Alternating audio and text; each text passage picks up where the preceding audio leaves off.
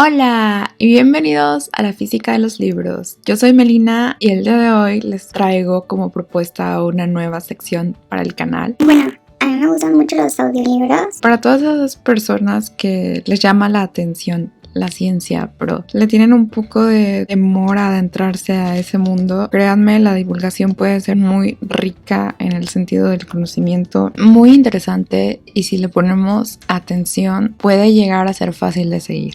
El día de hoy quiero leerles el prólogo y el capítulo número 1 de la obra de Leopoldo García Colín. Es el número 36 de la colección de La Ciencia para Todos del Fondo de Cultura Económica y lleva por título Y sin embargo se mueven.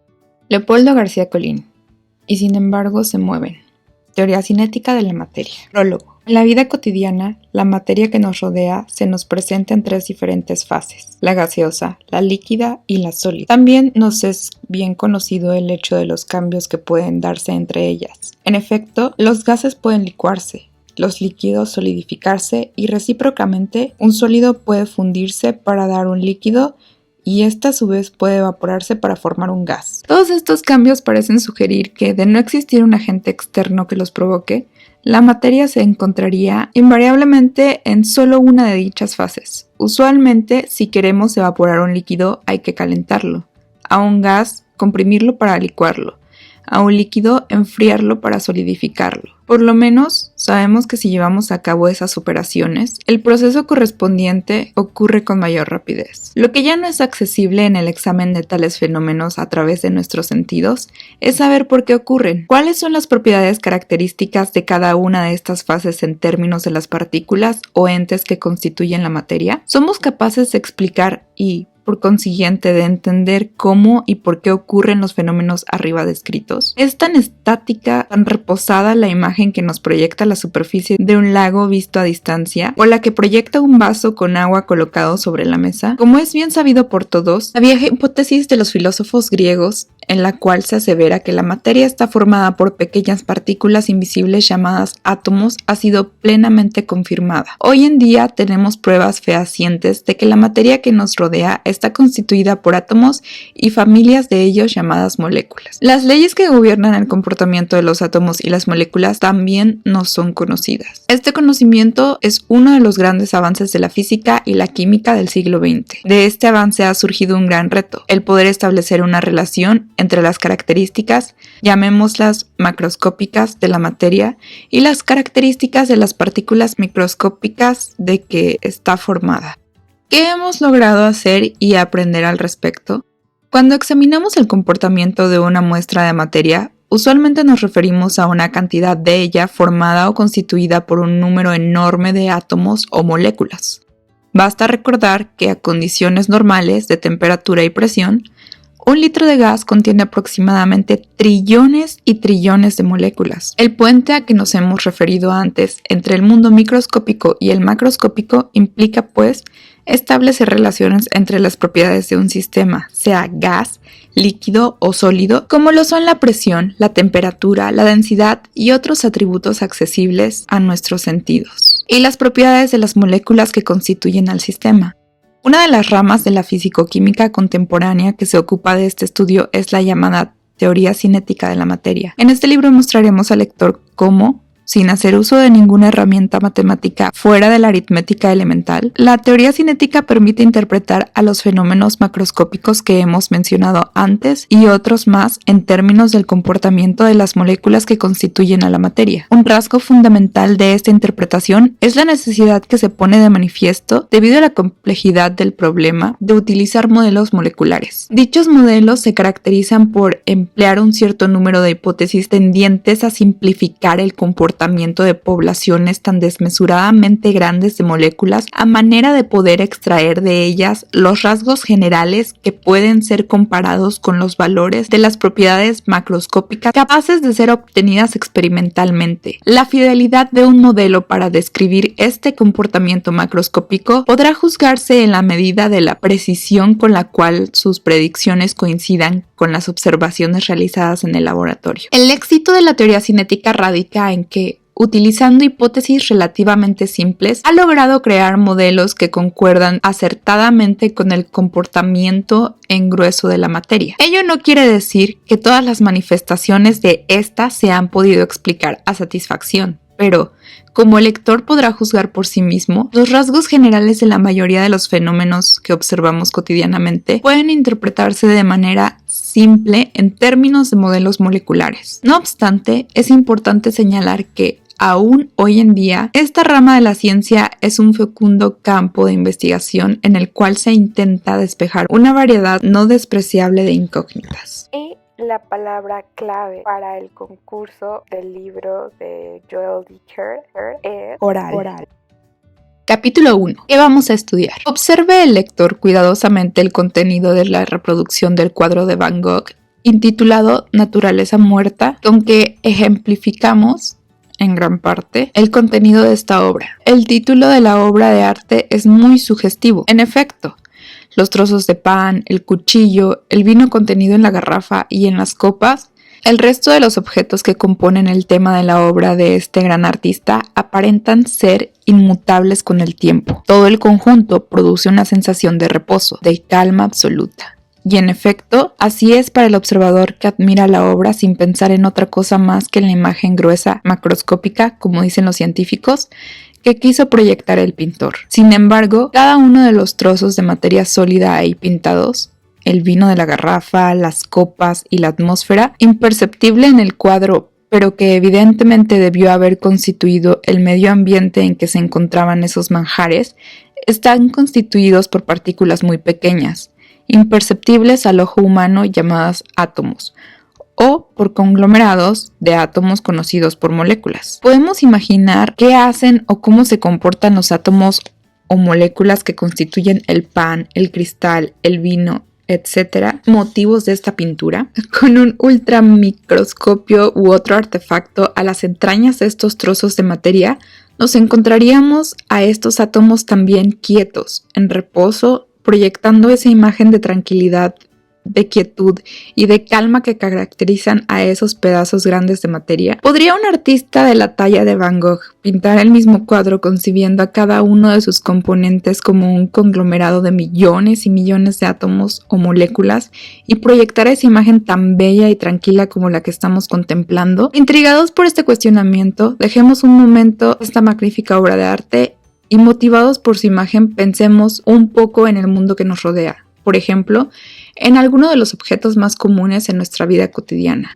Empecemos por el acto más común a horas tempranas de la mañana, cuando llenamos una olla con agua para hacernos una taza de café. Esa porción de agua que ponemos en la olla, si la dejamos reposar un rato antes de hervirla, nos dará la misma sensación que el vino contenido en la garrafa del genial Van Gogh. Un líquido inanimado, en reposo, pero sin el atractivo del vino, desde luego. Inconscientemente tomamos esa olla, encendemos la estufa y de nuevo, al cabo de unos minutos, regresamos para contemplar un fenómeno completamente distinto. Si somos curiosos, el fenómeno empieza cuando se comienza a observar un vapor blanco surgir de la superficie del líquido, al que todos conocemos como vapor de agua, seguido de la formación de unas cuantas burbujas que surgen de las paredes y del fondo de la olla para brotar en la superficie. Unos segundos después, el agua empieza a agitarse violentamente. Aparecen burbujas chicas y grandes, el agua se agita e incluso se escuchan ruidos característicos de este fenómeno. En ese momento decimos que el agua hierve. Si apagamos la lumbre,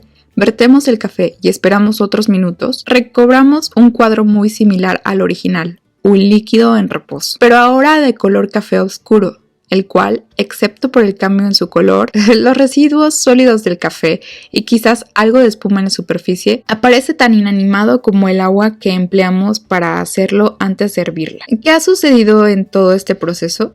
¿Cuál es el efecto tan notable del calor suministrado por la lumbre de la estufa que provoca toda esa efervescencia en el líquido, el cual pierde paulatinamente al dejarlo enfriar?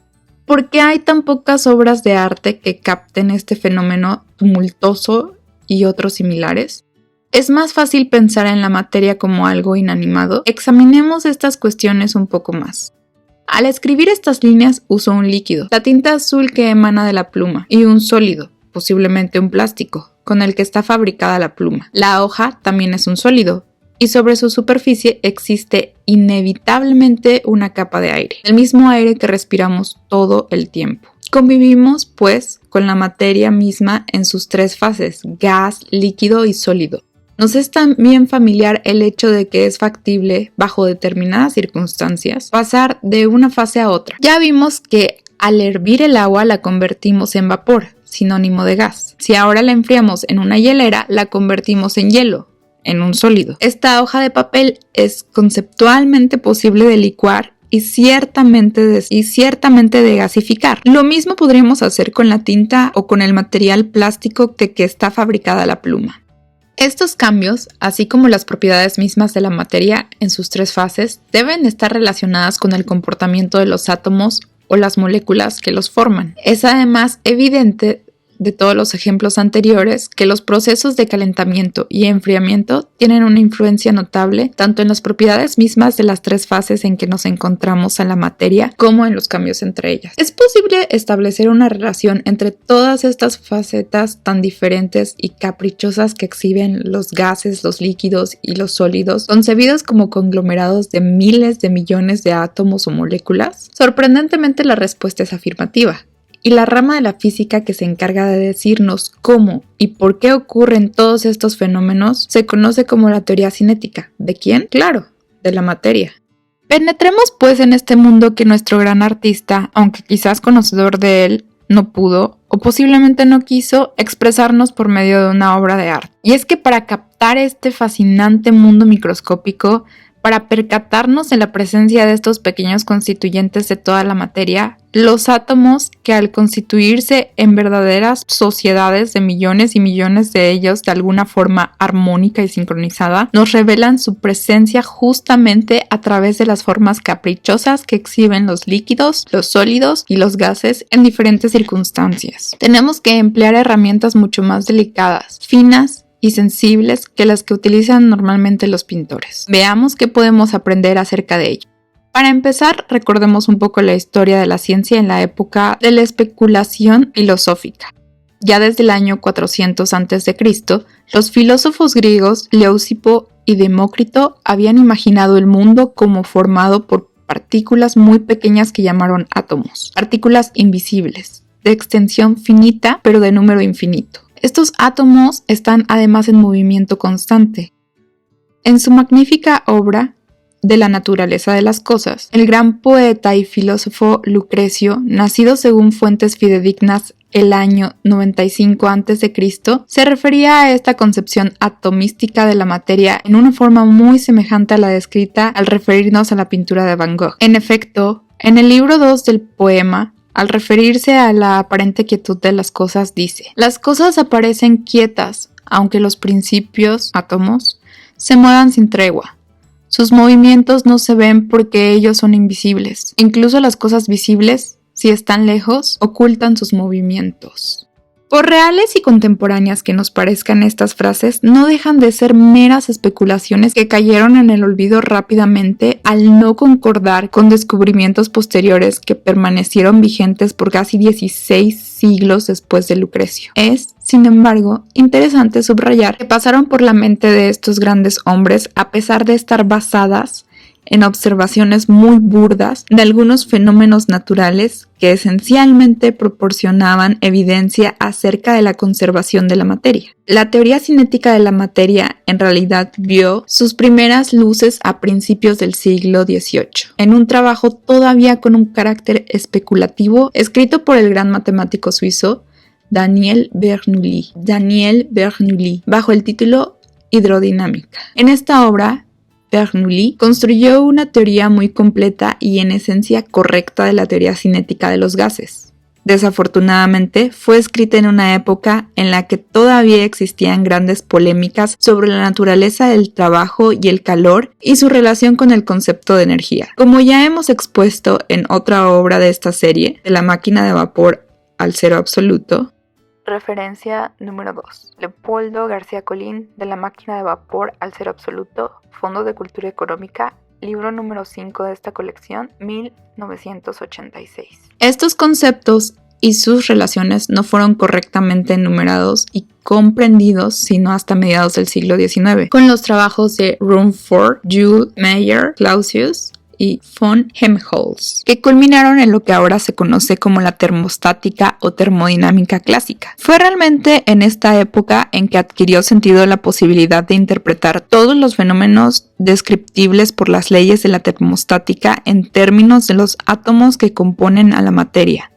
La teoría cinética de la materia encuentra entonces su escenario natural. Veamos, pues, cómo se desarrolla este proceso. Fin del capítulo 1. Bueno, espero que les haya gustado esta nueva sección. Si quieren que continúe con este libro, les propongo algo para saber que sí les gustó y que sí quieren que continúe leyendo este libro. Si llegamos a los 25 likes en una semana, el siguiente viernes les traigo el capítulo 2 y el capítulo 3. O sea, sí me gustan mucho los audiolibros, pero no me gustan los audiolibros de divulgación porque, al menos en física, química, biología, se necesitan muchas veces tener esas imágenes enfrente. Lo que estoy haciendo aquí es compartirla con ustedes para que ustedes puedan ir observando al mismo tiempo que escuchan. Pueden ir analizando lo que se va leyendo mientras observan el material que yo también estoy viendo al tiempo que voy leyendo. Por último, por si alguien quiere la referencia completa de este libro, ya nada más faltaba que les diera el año en el que fue publicado. Esta es la cuarta, bueno, el libro que yo tengo es la cuarta edición, pero es la segunda reimpresión. Fue hecha en el 2011. Si les gustó este video / divulgación de la ciencia / audiolibro, denle like. Obviamente, y más si quieren que sigan este tipo de videos, compártanlo, igual a alguien le interesa. Y pues si esta es mi primera vez leyendo para un público tan amplio, me da emoción, pero al mismo tiempo me da cosa. No soy oradora, no soy experta, pero como todo en este canal, incluso lo que parece que no, es por amor a la ciencia. Entonces lo hago con mucho cariño y espero que a alguien le toque el corazón y el corazón del cerebro. Sí, o sea, que alguien se sienta inspirado por esto. No por mí, sino por Leopoldo García Colín. Y bueno, nos vemos en un siguiente video. Así es que bye bye.